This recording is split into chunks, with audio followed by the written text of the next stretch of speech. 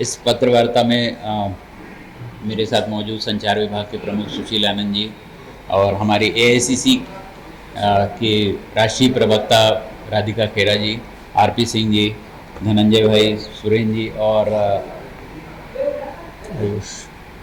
Social media के राष्ट्रीय coordinator जो हैं आयुष पांडे जी और आप सब पत्रकार साथियों, सबका स्वागत है।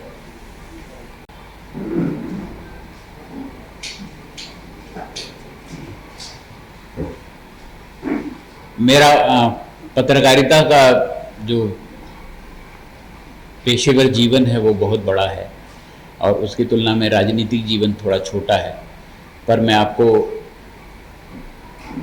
ये कहना चाहता हूँ कि मेरे घर में जो धूल है वो भी मेरे ही पैर की है। अगर उसमें कुछ और शामिल है तो आप जैसे मित्रों के घराने से जो धूल आती वही होगी। उसके अलावा मेरे पास कुछ भी नहीं है इस तरह का जिस पे आप शक कर सकें। और मेरे घर में कल डकैती हुई है, लूट हुई है, रहज़नी हुई है और इसको मैं पुख्ता आधार पे कह रहा हूं। जो बयान ईडी ने मुझसे लिया है उसमें भी मैंने ये दर्ज करवाया है कि आप मुझे प्रताड़ित कर रहे हैं और जो कुछ भी आप कर रहे हैं वो लूट है और रहज़नी है, रॉबरी है, डकैती है।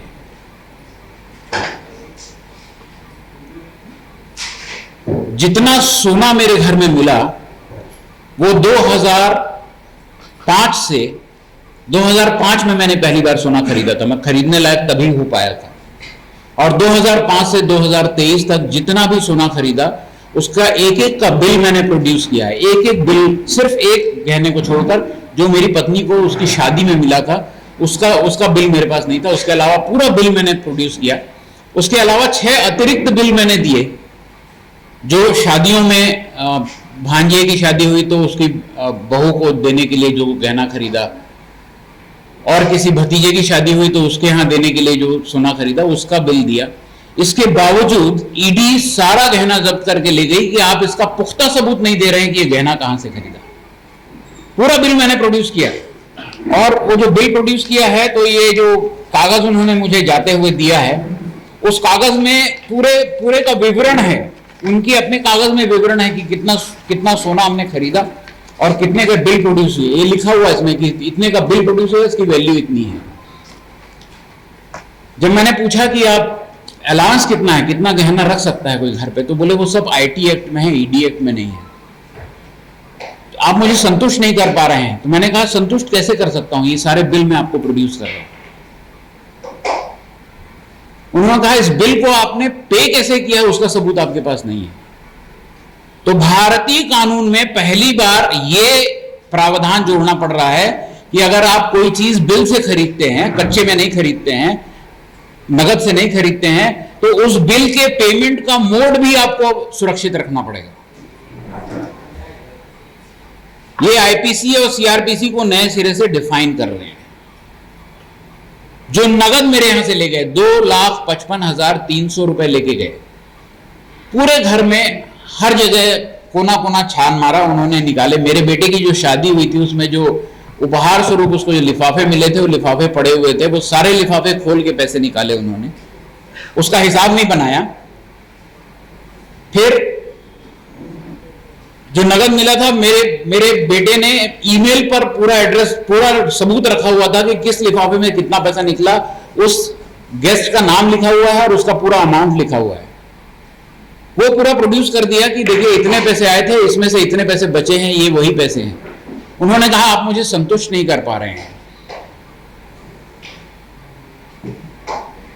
तो जो अधिकारी आपके यहां छापा मारने आया है उसकी मंशा क्या है ये ज्यादा महत्वपूर्ण हो गई है बजाय इसके कि वो सबूत क्या मांग रहा है आपसे। मेरे बैंक अकाउंट के डिटेल्स उनके पास है। मैंने कहा ये पैसा इस बैंक से हुआ है, ये पैसा यहां हुआ है, ये मेरा मकान है, इस पर इतना लोन चल रहा है, इसकी इतनी ईएमआई चल रही है और सब आप चेक कर लीजिए। तो अब सवाल यह है कि ये इसको रहजनी और डकैती के अलावा क्या कहा जाए। कि आपके घर में पूरे कागज हैं, पूरे सबूत हैं, और उसके बाद भी आपसे पूछा जा रहा है कि इसके सबूत दे दीजिए। किसी खरीदी के बिल के अलावा क्या हो सकता है? गवर्नमेंट ऑफ इंडिया का रूल है 49,000 से ज्यादा अगर आप पे करते हैं तो पैन कार्ड अटैच करना पड़ता है। तो या तो मैंने प्लास्टिक मनी से पे किया है या मैंने बैंक से ट्रांसफर किया है। और मेरे घर के गहने 2 ही बार खरीदे गए, एक बार मेरी पत्नी के जन्मदिन पर और एक उसके हमारी मैरिज एनिवर्सरी पर। 2 ही दिन खरीदते हैं हम लोग गहने, और उसमें से आधे गहने जो हैं वो एक गहना बनाने वाली कंपनी, बड़ी कंपनी में किस्तों में पैसा जमा कर करके खरीदा हुआ है। बोले ये बर्डन ऑफ प्रूफ आपका है, आपने कैसे खरीदा ये आप लेके आइएगा। और इसका आधार क्या है? इस छापे का आधार क्या है? इस छापे का आधार मैं बताता हूं आपको।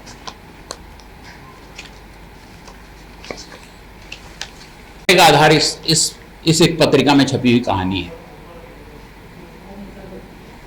जगत विजन नाम की एक पत्रिका है जिसकी संपादक जो है विजया पाठक हैं, और विजया पाठक ने इसमें एक कहानी लिखी है, सत्य कथा, मनोहर कहानियां जैसी कहानी है इसमें। तो इनकी मनोहर कहानी में यह लिखा हुआ है कि एक कोई रवि उत्पल हैं जो मेरे बेटे के ससुराल की तरफ से रिलेटिव हैं। इसमें लिखा गया है कि एक कोई चंद्रभूषण वर्मा है जो मेरे रिलेटिव हैं, और वो उनकी मेरी सहायता से ये पूरा रैकेट चलाते हैं। इस कहानी में लिखा हुआ है। तो एक पत्रकार के नाते आपके मन में सवाल उठना चाहिए कि फिर मैंने इस पर प्रतिक्रिया क्यों नहीं दी।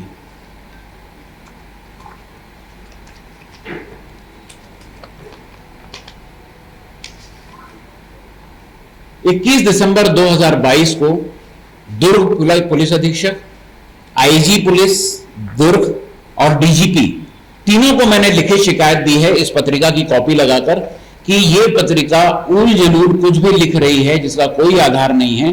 पर ऐसा लगता है, ऐसा प्रतीत होता है कि इनके पास बहुत सारे सबूत इस कहानी के हैं, तो इनको बुला के जांच की जाए और इसमें मेरी भूमिका की भी जांच की जाए। इसकी अंतिम पंक्ति मैं पढ़ के सुनाता हूं। एक जिम्मेदार नागरिक होने के नाते मैं पुलिस की जांच में पूर्ण सहयोग करने के लिए को सहर्ष तैयार हूं, और जब भी आवश्यक होगी मैं जांच टीम के सवालों का जवाब देने के लिए प्रस्तुत हो जाऊंगा। यह दिसंबर 2022 को मैंने लिख के भेजा है पुलिस को।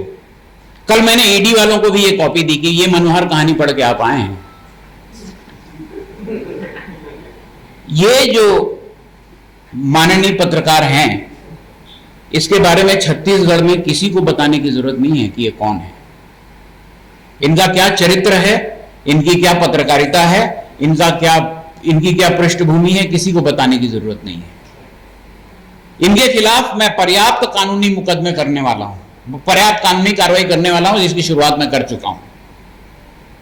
आने वाले दिनों में मैं आप लोगों के लिए उपलब्ध रहूंगा और मैं बताता रहूंगा आपको कि मैं क्या कानूनी कार्रवाई करने वाला हूं। अब सवाल यह है कि इसका आधार अगर यही है तो इनको सबूत लेके आना चाहिए। चंद्रभूषण वर्मा मेरा रिलेटिव नहीं है, दूर दूर तक मेरा रिलेटिव नहीं है, मुख्यमंत्री जी का रिलेटिव नहीं है। वो पुलिस डिपार्टमेंट में है।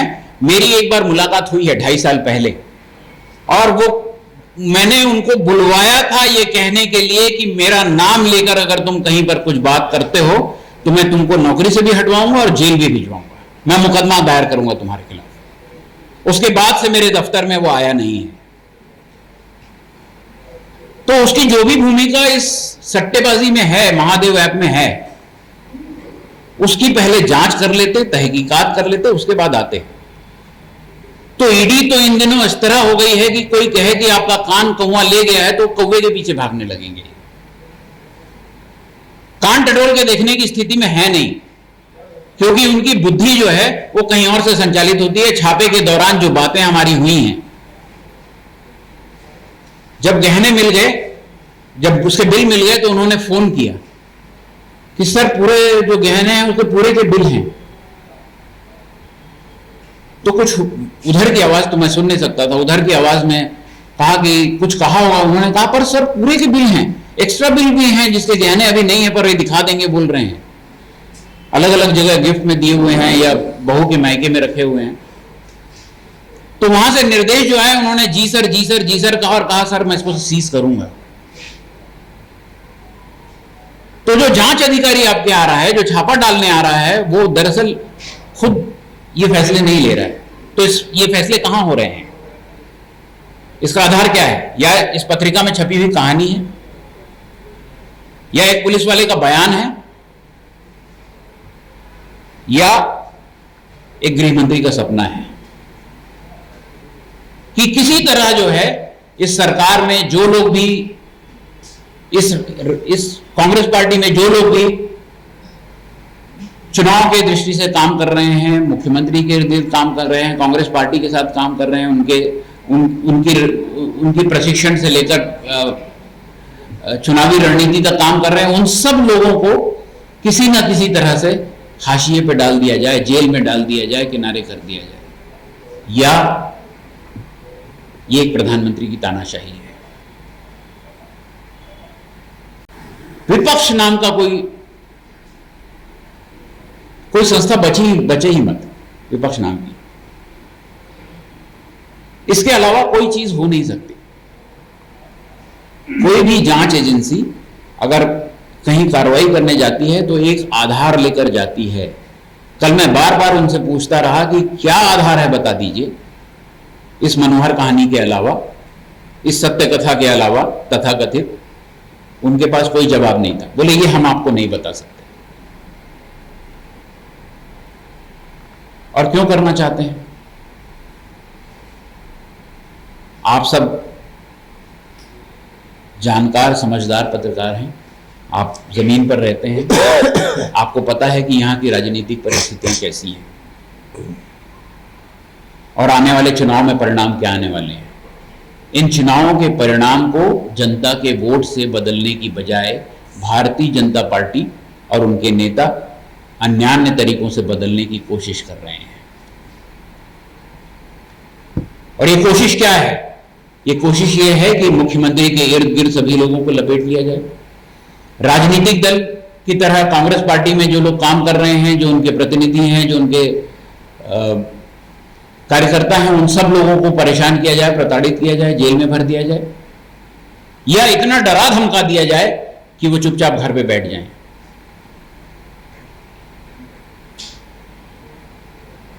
और सवाल यह है कि मनी लॉन्ड्रिंग की ये जांच करना चाहते हैं, सट्टेबाजी की जांच करना चाहते हैं।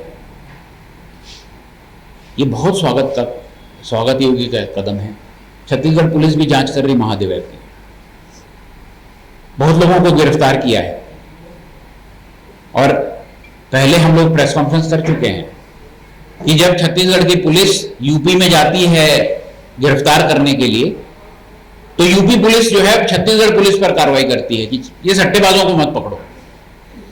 और सट्टेबाजी के खिलाफ आपकी भावना क्या है ये हम समझ रहे हैं। लूडो जैसे खेल को केंद्र सरकार के नियमों ने जुए में बदल दिया है, क्रिकेट के खेल को जुए में बदल दिया है, शतरंज को जुए में बदल रहे हैं। केंद्र सरकार के नियमों, जीएसटी लगा रहे हैं। लूडो पे सट्टा खेलोगे तो जीएसटी लगेगा।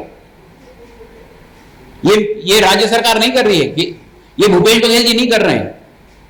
ये केंद्रीय गृह मंत्री और केंद्रीय वित्त मंत्री के और प्रधानमंत्री की सहमति से एक कानून बना है कि लूडो को सट्टा बनाओ और सट्टे पर जीएसटी लगाओ। तो जो लोग जुए पर सट्टेबाजी कर रहे हैं, जो साधारण लूडो जैसे खेल को सट्टेबाजी में बदल रहे हैं, वो यहां पर आकर बता रहे हैं कि हम सट्टेबाजी की जांच करेंगे। इससे ज्यादा दोहरे चरित्र का कोई और उदाहरण नहीं हो सकता। तो दरअसल भारतीय जनता पार्टी का राज्य नेतृत्व और राष्ट्रीय नेतृत्व दोनों इन केंद्रीय एजेंसियों के भरोसे चुनाव लड़ना चाहती हैं, चाहे वो ईडी हो कि आईटी हो कि सीबीआई हो, उन्हीं के भरोसे चुनाव लड़ना चाहते हैं।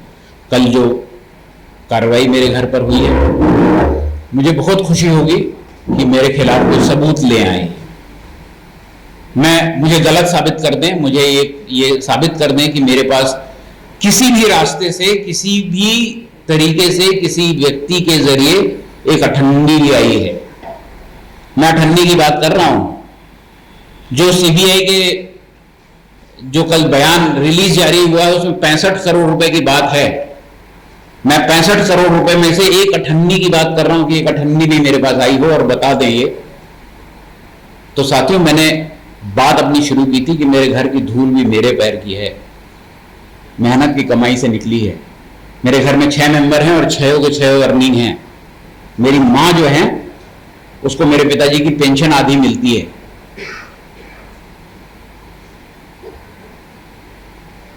और इस प्रदेश में और कोई कुछ भी मेरे बारे में कह ले, कोई भी अफवाह उड़ा ले, मैं उन चीजों से दूर रहा हूं जिसमें दलदल है, जिसमें जरा भी आरोप लग सकता है।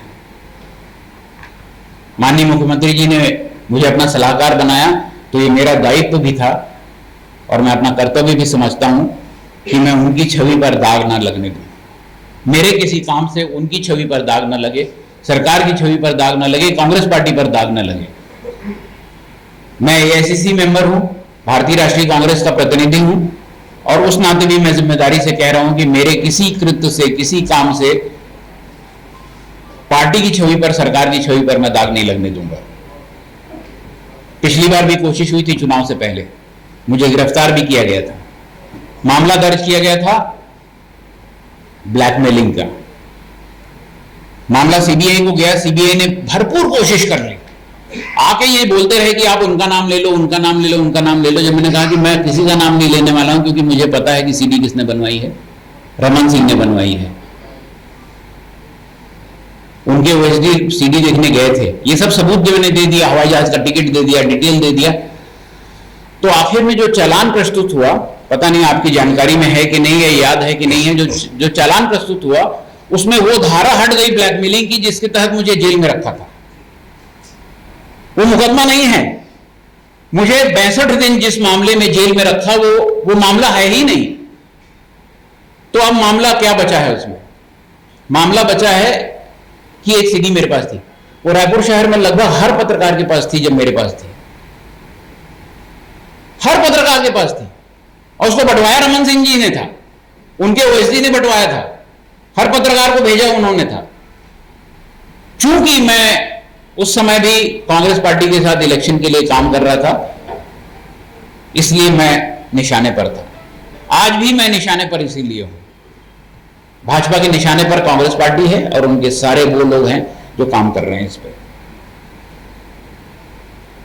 तो मैं अपनी तरफ से इतनी बात कहना चाहता था और मुझे लगा कि मैं पहली बार यहां पर प्रेस कॉन्फ्रेंस करने के लिए आया क्योंकि मुझे लगा कि बहुत महत्वपूर्ण है कि मैं आपको तथ्यों से अवगत करा दूं और ये जितनी कहानियां चल रही हैं उस मनोहर कहानी में आप मत शामिल हो जाएं, आप उस गलतफहमी में ना पड़ें। मैं हर वक्त उपलब्ध रहता हूं और ये रणनीतिक रूप से मैंने फैसला किया था कि मैं आप सब साथियों से अन्य विषयों पर बात नहीं करूंगा, इसलिए मैं बात नहीं करता। पर हर वक्त मैं बात के लिए उपलब्ध रहता हूं। आपको किसी भी चीज में संशय हो, कोई सवाल हो तो पूछिएगा और अभी आपके सवालों का जवाब मैं देने के लिए तैयार हूं। बताइए।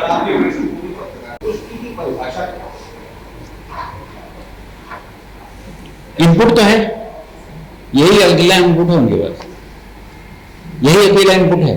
दूसरा एक वो पुलिस वाले का बयान है।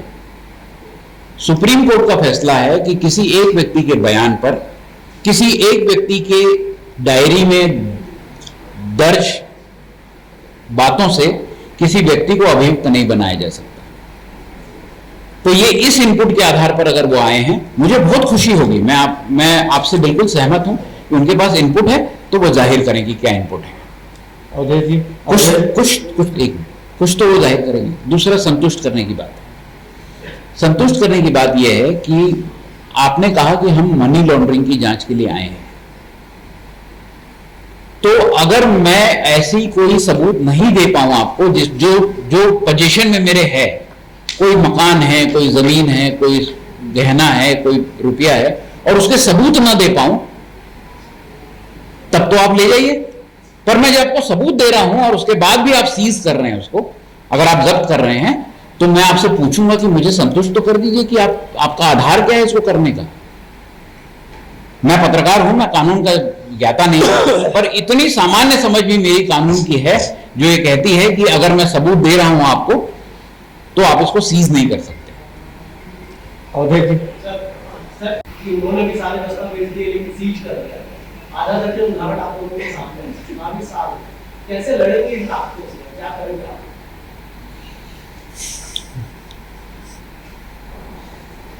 हम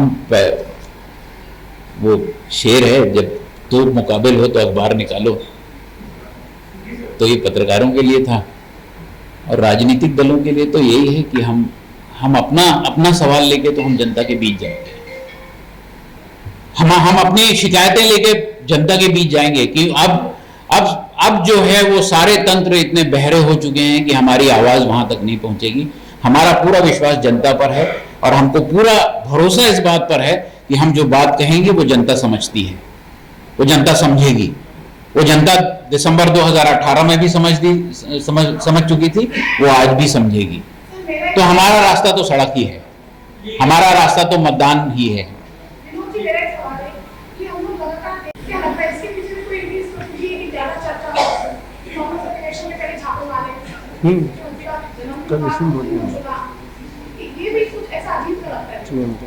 पोंगा पंथ है भाजपा का, रीढ़ जो है उसमें पोंगा पंथ के बहुत सारे जो हैं वो हैं।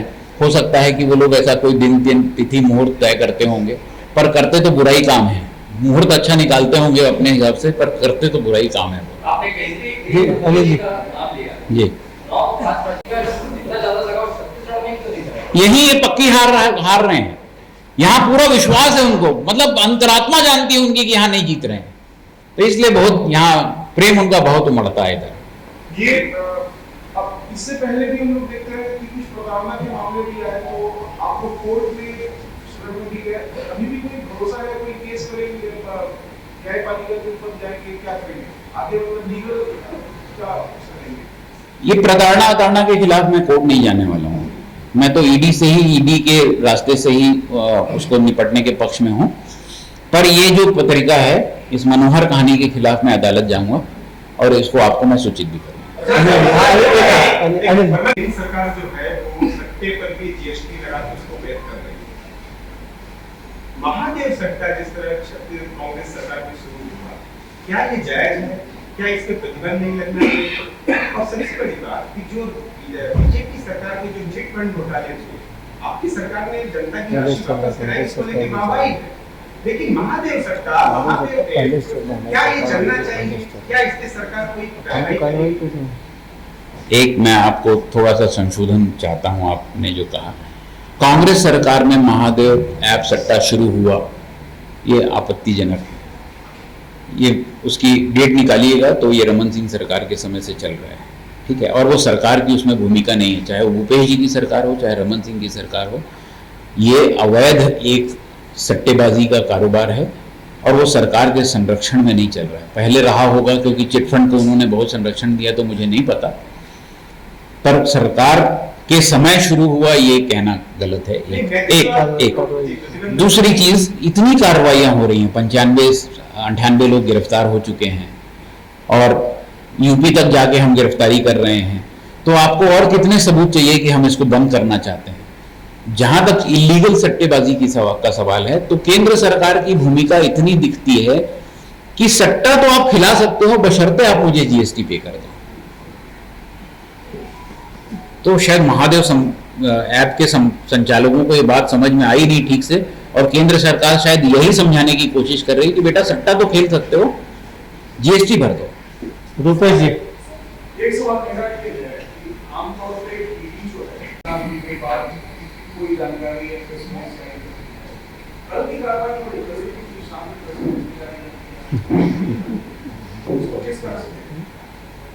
ना, अच्छा है, कायदे से यही करना चाहिए कि जिस दिन कार्रवाई हो उसी दिन प्रेस रिलीज आ जाए।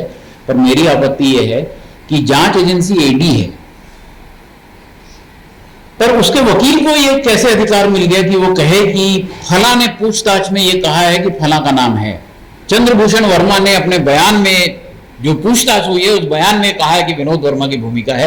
ये वकील को ये एक्सेस कैसे है? मेरा सवाल ये है कि एक्सेस उसको कैसे है?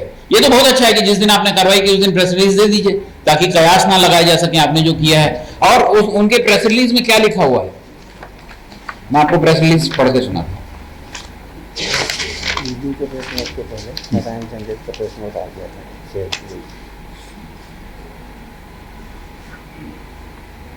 Although ASI Chandrabhushan Verma is not very senior officer in police hierarchy, but though his relationship with Vinod Verma, political advisor to CM, and with help of money power received from kickbacks sent to Ravi Uppal in Dubai, he has managed to influence senior officers. ये इनकी press release में है। मैं ED से और केंद्र सरकार के गृह मंत्रालय से दोनों से ये पूछना चाहता हूं कि सीबी वर्मा और मेरे बीच संबंध स्थापित करने के लिए उनके पास क्या सबूत हैं? क्या मेरे फोन पर बात होती थी? क्या वो मेरे घर आते थे? क्या मेरे दफ्तर में रेगुलर आते थे? क्या मेरे किसी रिश्तेदार से उनकी रेगुलर मुलाकात थी? कुछ तो सबूत देंगे कि सिर्फ आरोप लगा के निकल जाएंगे? तो सीडी को इस तरह के बयान देने से पहले ये सबूत दिखाना चाहिए कि मेरे और किसी अपराधी के किसी और अभियुक्त के बीच क्या संबंध है। तो ये कोई कानूनी कार्रवाई करने नहीं आए थे, वो राजनीतिक कार्रवाई करने आए थे। जो बातचीत है वो मैं बता दूं तो मतलब आपको लगेगा कि अच्छा इस तरह की बात भी ईडी के ऑफिसर करते हैं। कम से कम पांच बार ईडी के जो छापे मारने वाली टीम आई थी उन्होंने मुझसे और मेरे परिवार के सदस्यों से कहा आपको तो पता है सर ये सब क्यों हो रहा है। अगर आप मेरे पास मनी लॉन्ड्रिंग का केस की जांच करने के लिए आए हैं, छापे मार रहे हैं और मुझसे कह रहे हैं आपको तो पता है सर क्यों हो रहा है, व्हाट डज इट मीन? क्या कहता है ये? और मुझे क्या समझना चाहिए और आप क्या समझते हैं?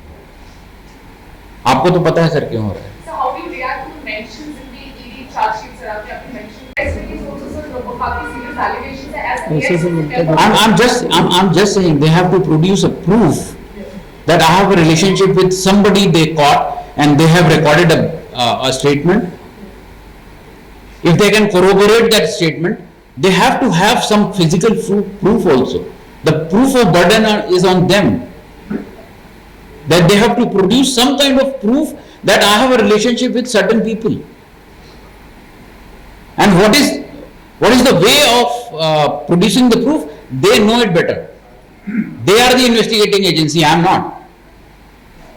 सर कल देवराज जी आपका हो गया सवाल। देवराज जी रिलीज में चंद्रभूषण वर्मा से क्या आपकी कोई दुश्मनी नहीं होगी इसलिए उसका नाम लिया या फिर ईडी को प्रेशराइज किया होगा आपने? मतलब आपका ही नाम क्यों लिया? आप सवाल सही कर रहे हैं, गलत व्यक्ति से कर रहे हैं। जो बात चंद्रभूषण वर्मा से पूछनी चाहिए मुझसे क्यों पूछ रहे हैं? अरे मेरा राजनीतिक सलाहकार हूं मैं, सर्वज्ञाता नहीं हूं भाई। मोर मूल में देवता नहीं खिलाते। आगे भी जाना हो गया मैम, सवाल तो हो गया आपका। इतनी जल्दी में है कि इनकी प्रेस रिलीज से पहले न चंदेल जी की प्रेस रिलीज आ जाती है यही लिखते हुए। ये क्या है?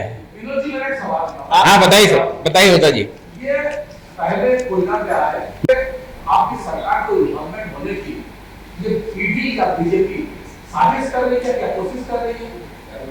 अभी भी शंका है। मतलब आपको अभी भी शंका है तो मुझे चलिए आगे का मेरा सवाल है, तो इसका मतलब है कि सत्ता के बाद क्या एलिगेशन लग सकता है नीचे गिर के? मैं कौन से कपड़े पहनता हूँ, कौन सी सब्जी खाता हूँ, इस पे भी आ सकते हैं वो। पहले आ चुके हैं है ना? आखिरी सवाल आखिरी सवाल है। मुझे जाना है तो आप सबको भी जाना है।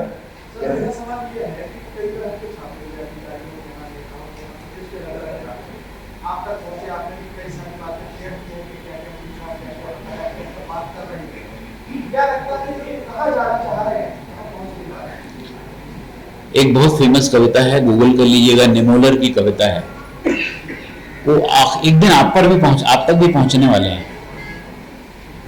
अगर आप आज आवाज नहीं उठाएंगे तो आप तक भी पहुंचेंगे। वो ऐसे किसी व्यक्ति को नहीं छोड़ने वाले हैं जो उनके पक्ष में नहीं खड़ा है। Sir, what is the publication date of the magazine? October 2020, 22 October. During that period, I was in Himachal in election.